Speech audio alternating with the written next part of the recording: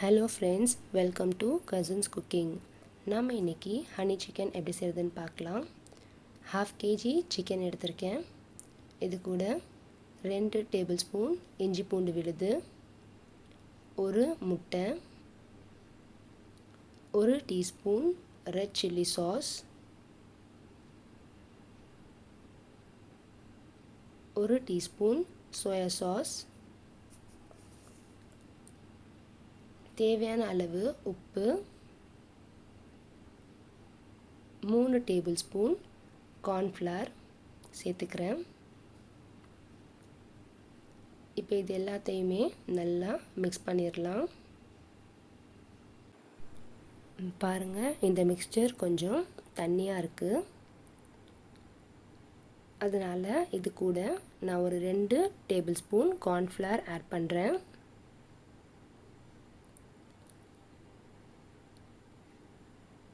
இதையும் இப்போ நல்லா கலந்து விட்டுடலாம். நம்ம மொத்தமாக 5 டேபிள் ஸ்பூன் கார்ன்ஃப்ளவர் ஆட் பண்ணியிருக்கோம்.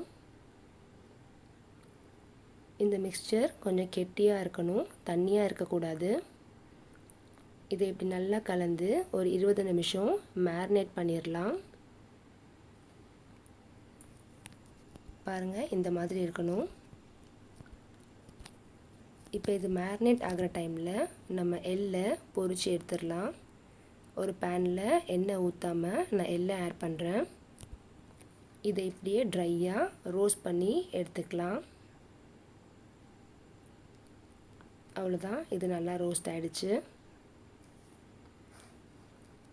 இப்போ 1/2 hour ஆகிடுச்சு.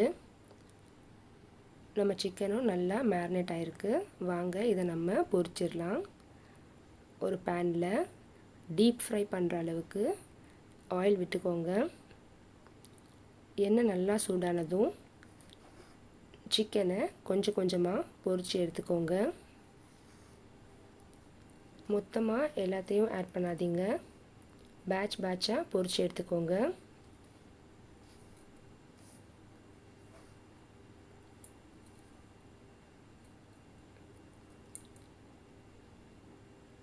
இப்போ இது நல்லா பொரிஞ்சிருச்சு.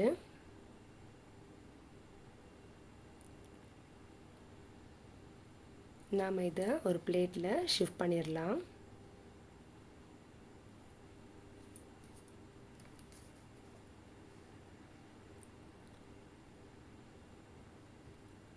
இதே மாதிரி எல்லா சிக்கனையும் பொரித்து எடுத்துக்கலாம்.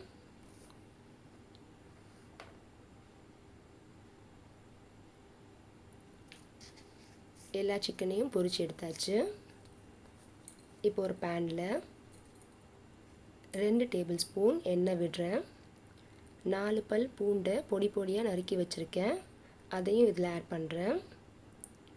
இதை கொஞ்சம் வதக்கிக்கலாம்.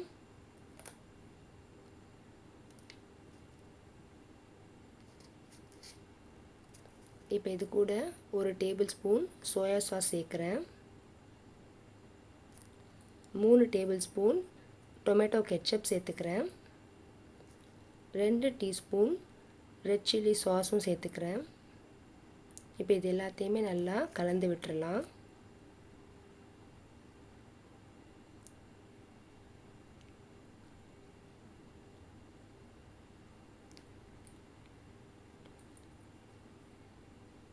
இப்போ இதில் 2 டேபிள் ஸ்பூன் தேனை ஆட் பண்ணுறேன். இதையும் நம்ம நல்லா கலந்துடலாம்.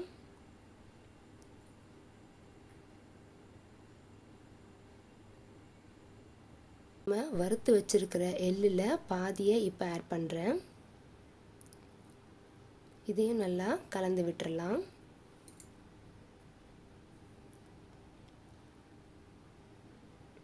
இப்போ இது கூட 1/4 கப் தண்ணி சேர்க்குறேன்.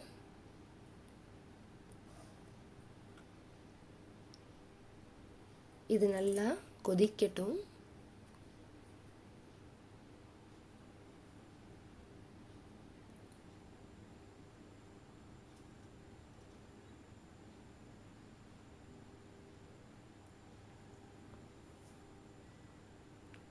இப்போ நம்ம பொரிச்சு வச்சிருக்க சிக்கனை ஆட் பண்ணிடலாம்.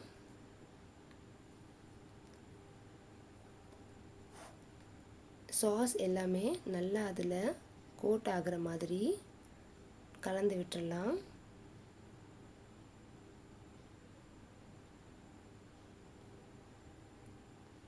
பாருங்கள், இப்போ சாஸஸ் எல்லாமே நல்லா கோட் ஆகிடுச்சு.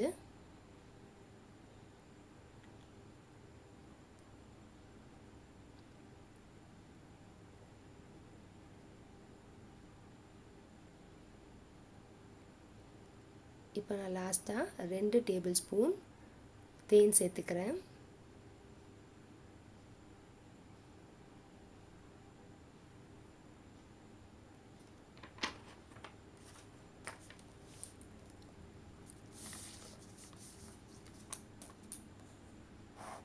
இதையும் இப்போ நம்ம கொஞ்சம் கலந்து விட்டுறலாம்.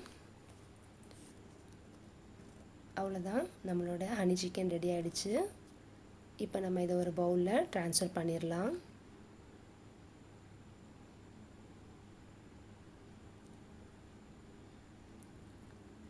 இது மேலே நம்ம வறுத்த எள்ளை டாப்பிங் பண்ணுறேன்.